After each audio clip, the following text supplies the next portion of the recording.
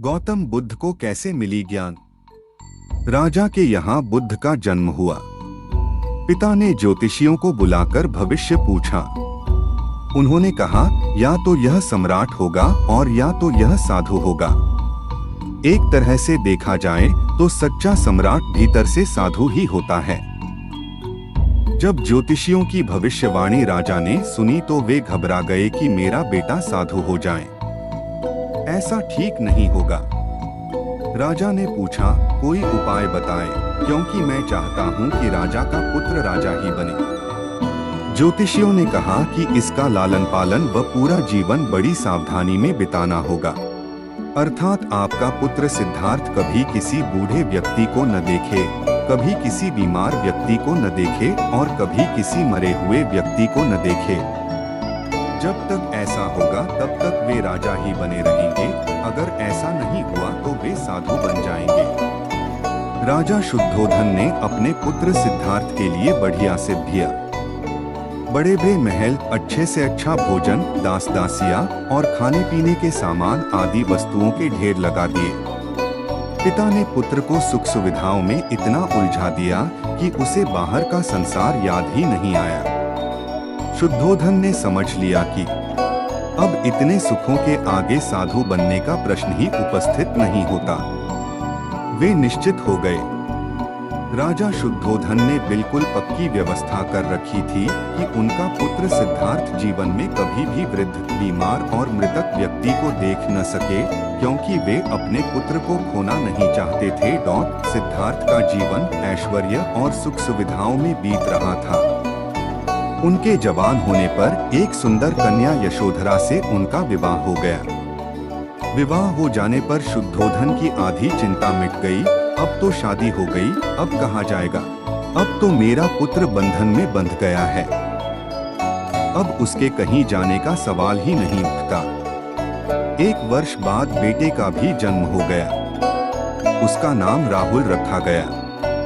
अब राजा शुद्धोधन को बिल्कुल पक्का विश्वास हो गया कि अब यह कहीं नहीं जा सकता। एक दिन सिद्धार्थ ने कहा कि पिताजी, आज तक मैंने कभी अपनी राजधानी नहीं देखी। आपकी आज्ञा हो तो आज देखाओ। राजा ने कहा, हाँ हाँ अवश्य जाओ, अपना शहर देखकर आओ। एक सारथी को भी साथ में भेजा गया कि जाओ राजकुमार को राजधानी घुमा फिरा कर लाओ। फिर भी राजा ने चाकचौबंद इंतजाम कर रखा था कि कहीं चूक न हो जाए। सिद्धार्थ के लिए राजधानी के प्रमुख मार्ग खूब सजाए गए थे, पर घूमते घूमते सिद्धार्थ ने थोड़ा उल्टा मार्ग ले लिया। वे उस मार्ग से गुजरने लगे जहां पर तैयारी नहीं थी, और आज उनको बहुत आश्चर्य हुआ जब पहली बार उन्होंने एक बूढ़े आदमी को देखा। कमर झुकी हुई, पूरी चमड़ी में झुर्रियां पड़ी थीं। वह परेशानी और दुहक से बेहाल था। उसकी चाल बहुत धीमी थी। बूढ़े की झुकी हुई कमर को देखकर सिद्धार्थ को एक झटका लगा और सारथी से उन्होंने पूछा, क्या एक दिन मैं भी बूढ़ा हो जाऊंगा? सारथी ने कहा, हाँ राजकुमार। हर व्यक्ति के जीवन में 3 अवस्थाएं आती हैं, बचपन, जवानी और बुढ़ापा। एक दिन तुम भी बुढ़ापे की अवस्था में जाओगे। हे राजकुमार, यह संसार का नियम है। चाहे गरीब हो या अमीर, सबका शरीर शिथिल अर्थात बूढ़ा होता है। राजकुमार सोच में पड़ गया। सारथी ने रथ को आगे बढ़ाया तो कुछ दूरी पर एक बीमार व्यक्ति मिला जो रोगों से घिरा हुआ था। उस पीड़ित व्यक्ति को देखकर राजकुमार का मन बहुत ही दुखी हुआ। राजकुमार ने पूछा, इसको क्या हुआ है? सारथी ने कहा, यह व्यक्ति बीमार है, इसलिए यह कराह रहा है। इस संसार में दुख और सुख दोनों हैं। यह अपने अपने भाग्य की बात है कि कोई दुखी है और कोई सुखी है। क्या मैं भी कभी बीमार हो सकता हूँ? सारथी ने कहा, आप यह विचार अभी छोड़ दें। समय बड़ा बलवान होता है। ये सारी बातें कर्मों पर निर्भर करती हैं।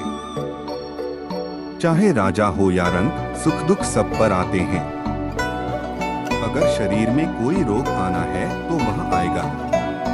यह सब सुनकर राजकुमार सोच में पड़ गया।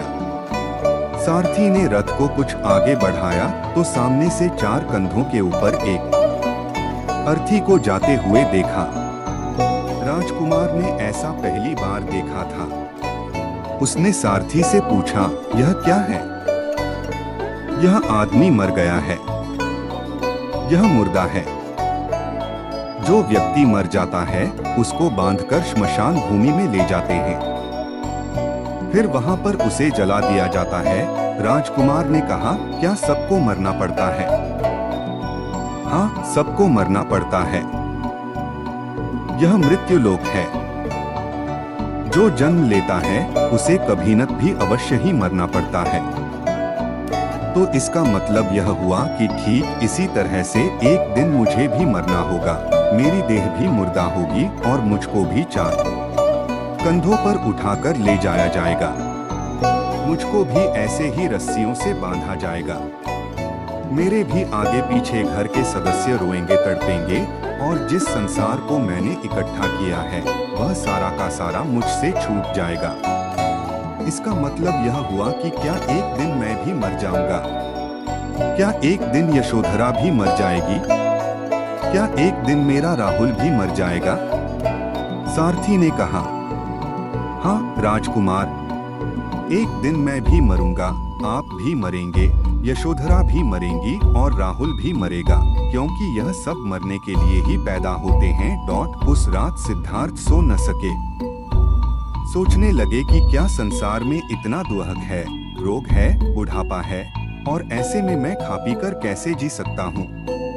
नहीं नहीं, ऐसा मुझसे नहीं हो सकता। मुझे खोजना होगा उस तत्व को जो दुहक, पीड़ा और शोक से रहित हो, जो भय, भ्रम और भूल से परे हो, जो अनंत आनंद से भरा हो, जिसे पाकर फिर और कुछ पाने की इच्छा न हो। सिद्धार्थ वैराग्य के शिखर तक पहुंच चुके थे। बस उसी रात को उन्होंने घर छोड़ दिया। सारथी से कहा कि नगर की सीमा से दूर ले चलो। नगर के बाहर पहुंचकर सारथी को लौटा दिया। फिर कई दिनों तक वन में चलते गए। एक घने पीपल के वृक्ष के नीचे आसन लगाकर ध्यान में लीन हो गए।